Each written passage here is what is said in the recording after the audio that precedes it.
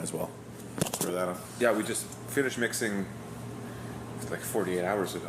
Oh, really? Plus, we went to LA they still had 2 songs to write lyrics and record lyrics, so it was like.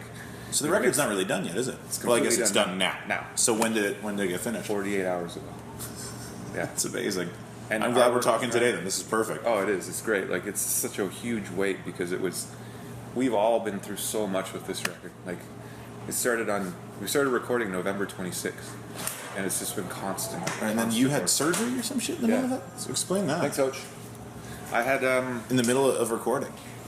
Yeah, I found out about this heart valve problem like 4 years ago, and I was just told that I have to keep an eye on it for every 6 months, just get it checked. So I just kept getting it checked, and they said, it's fine. And then last summer, when we were really deep into writing the record, I bought a bike, and I felt the best I've ever felt, and I was riding from Roncesvalles to Leslieville every day on my bike and just exercising a lot and feeling great. Then I went in for the routine checkup, and he's like, you need to get this fixed immediately. You need to take it easy. Hello, Matt. Oh, we're just doing an interview. It's all good though. So yeah, I had to. You just said you have to take it easy and go get this surgery done as soon as possible.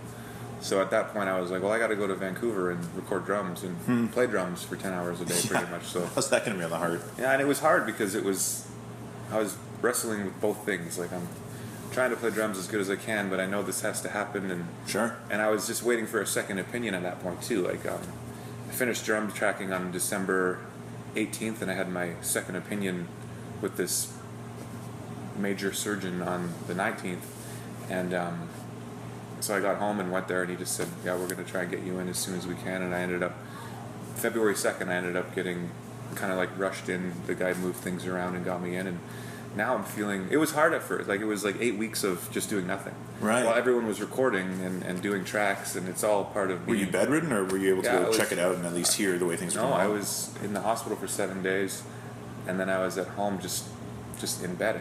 I could barely even get out of bed. So yeah, well, it's a big surgery. And then 4 weeks into it, I started just started hitting me like, what the fuck happened? Like, I have this huge scar on my chest, and I'm missing the recording, and it was just.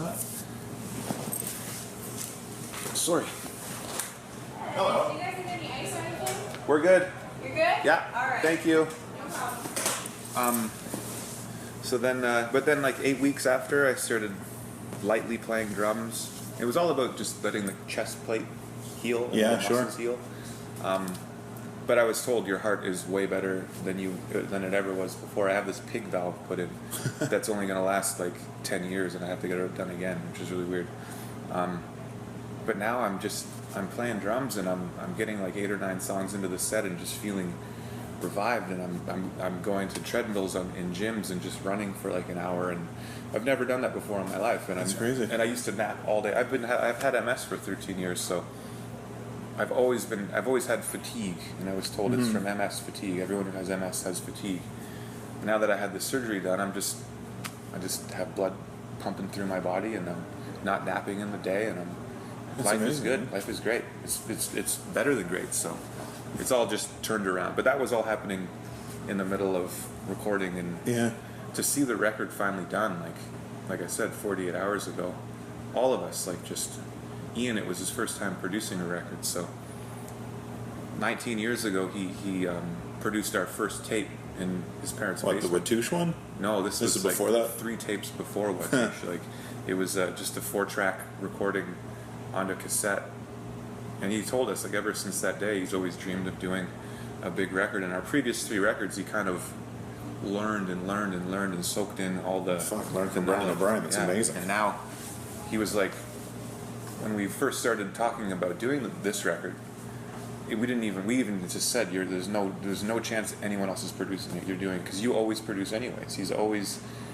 He can't let Brendan O'Brien or Gavin Brown take the reins and do it all, because he has such a strong vision of how the record's supposed to sound. So we just said go for it. So he worked so hard on this record, like just 14-hour days for weeks on end at some points, just because his guitars were so meticulous, and vocals are so meticulous, and drums. Like in Vancouver, we tried every drum in Vancouver and tested them all out and got like the best. So what'd you settle on? We settled on a mishmash of tons of different. Okay. We used an AOT kick drum. We used Dunnet floor toms. We used we had about 20 snares, and we just, we used about 3 different snares. Look who it is. Oh, perfect. It's Ben. Hello. We just started an interview. Yeah. MSN. I'm Ben. Matt. How you doing, man? Nice to meet you. Good. Just gonna You get a too. glass of Sure. water. So you finished your drum stuff, and you haven't recorded drums since then, I guess, after everything was done that early. Everything was done last November, December. So that's how we do it. We do drums first. Then Yeah, bass, I think most bands will do it and that way, then right? guitar. And You'll then play to a scratch track or something. Yeah. Right. So Where am I doing? Where am I sitting? You can sit wherever else on the table, man. Go No, on the no, couch. sit, Well, sit, no, that way sit. I can put the thing in between. Sit. All right. yeah, and like I said, 48 hours ago we finished this record. This guy worked his Nice to ass see off. you. When was the last time you two saw each other? 12 hours ago. All right, okay. Well, it seemed like that was a. No, we I haven't landed. seen you in a while. High We five. landed actually 24 hours ago. We The landed air- around this time yesterday. The airport, yeah. So So let's get your thoughts on the record. I just heard yeah, Aaron's. The single's amazing. Or it's not even a single, is it? Thank It's you. just No, a teaser it's track song or something it's that fun to everyone's put out. loving. Yeah. It's the best thing we've ever done. I don't know, you probably talked to lots of musicians who work on new records and say that all the Yeah, time. I think you but- told me that on Baytown too as well. But that's Yeah, fine. yeah. Well, it is Yeah. as we progress. I do think it's the best thing we've ever done. It was probably one of the most challenging things personally that I've ever had to go through. What do you mean? It was just because of what? Well, just lyrically, we were very meticulous and methodical about how we were going to execute the songs, and so Ian and I spent many hours kind of combing through everything and really trying to make it. And not even sonically, because Ian produced it, but exempting all the sonic, beautiful nuances that are surrounding the record. You also want to have stories and songs that reflect, how beautiful the melodies are, and So anyway, the long story short of it is, it's a pretty impressive record, and it was very enjoyable, and I think we all learned a lot as a band about each other and about his friends, and Well, there's something I'll ask you. What did you learn about him, and what did you learn about him? I learned that through the most toughest of adversities, he managed to pull something off, because he had a pretty major heart surgery shortly thereafter tracking his drums, and to see him be able to do that and just be so amazing, it was definitely an inspiration to all of us in the band and to all of our friends. Yeah, and First and foremost, we're friends before bandmates. And, Right. To have all of my friends rally around me during that time, it was fantastic. It really was. I had just my fridge and my freezer filled with food, and just so me and my wife, and we have 2 kids as well. So Oh, how old are they? it was 9 and 1. So, One. That's yeah. awesome. So she's taking care of me, and she's taking care of. So we just had everybody kind of come over and check up, and just it was beautiful. It was great. Yeah.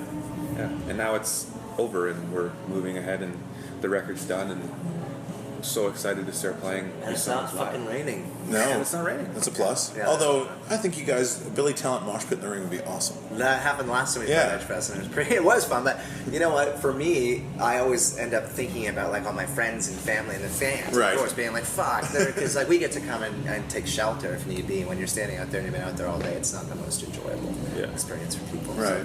Well, let's talk about the themes on the record, because the song I've heard, I've only heard that one song, Viking Death March. So the first verse is Vikings, and you think medieval and Game of Thrones and all this shit that's going, just Nothing about that. Yeah. No. Yeah. Okay, Yeah. fine. Yeah. Perfect. Yeah. Even better. But the second verse is very political almost, Yeah. about the rats and minimum wage and all this stuff. So what is it about then if it's not about Vikings? Well, the title came from a friend of ours. We were doing a sound check. Why are you laughing? Just because of the way we've named the song. Oh, okay, all right. Yeah, usually we have working titles. Sure. Right, as Yeah. bands. So we have a good friend of ours who was tour managing us on the last record. And we were, I remember Ian just playing the riff, during a sound check kind of thing.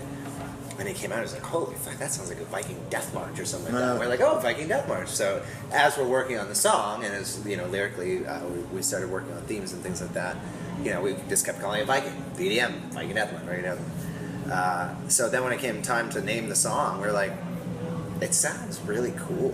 It sounds kind of mean, and and it has that very paradey. Yeah, you got the pounding drums go going on, into, yeah. charging into battle type thing. Which, hi Jess,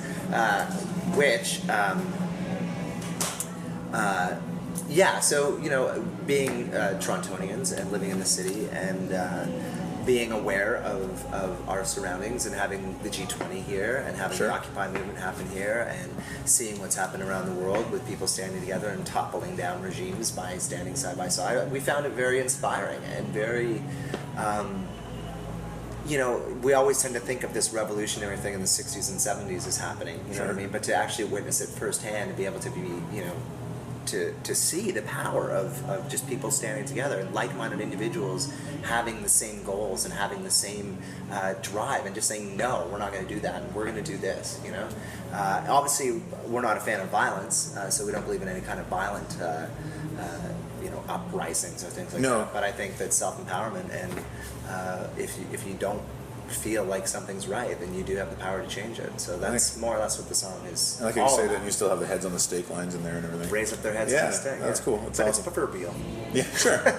Is that the general encompassing theme of the record? Now that you guys have mixed it and heard it? That's the thing about our band is I think is if you go we don't like to go too heavily on either side. Right, We like so to have you like a song. touch on everything. The song that kind of says that, or we'll be able to,